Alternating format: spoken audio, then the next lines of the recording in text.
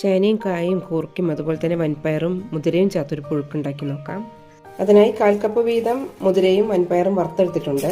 നന്നായി കഴുകിയ ശേഷം 1.5 കപ്പ് വെള്ളമൊഴിച്ച് വേവിച്ചെടുക്കാം.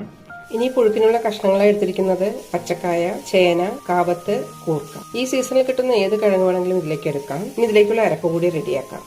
അതിനായി 3/4 കപ്പ് തേങ്ങയാണ് എടുത്തിരിക്കുന്നത്. ഇതിലേക്ക് 3 പച്ചമുളകും 1/4 ടീസ്പൂൺ ജീരകവും ചേർക്കാം. 4 വിസിൽ കൊണ്ട് തന്നെ ഇതുപോലെ വെന്ത് കിട്ടിയിട്ടുണ്ട്. ഇനി ഇത് മാറ്റി വയ്ക്കാം. കഷ്ണങ്ങളൊക്കെ ചെറുതായി മുറിച്ചെടുക്കാം. കാവത്ത് കുറച്ച് വലുപ്പത്തിൽ തന്നെ മുറിക്കാം.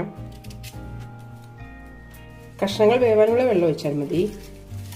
3 വിസിലിന് വേവിക്കാം. ഇനി ഇതിലേക്ക് വേവിച്ച് വെച്ച പയറുകളിടാം. കൂടെ തന്നെ അരപ്പും നന്നായി മിക്സ് ചെയ്യാം. നന്നായി തിളച്ചിട്ടുണ്ട്, ഇത്രയും മതി. തിളക്കുമ്പോൾ ഇനിയും ഇത് കട്ടിയാകും. ഇതിലേക്ക് കുറച്ച് കറിവേപ്പില ചേർക്കാം. കൂടെ തന്നെ പച്ച വെളിച്ചെണ്ണയും. തിരുവാതിര സമയത്ത് വ്രതം എടുക്കുന്നവർ സാധാരണ ഉണ്ടാക്കുന്ന പുഴുക്കാണിത്. ചോറിൻ്റെ കൂടെ തനിയെ കഴിക്കാനുള്ള നല്ല രുചിയാണ്.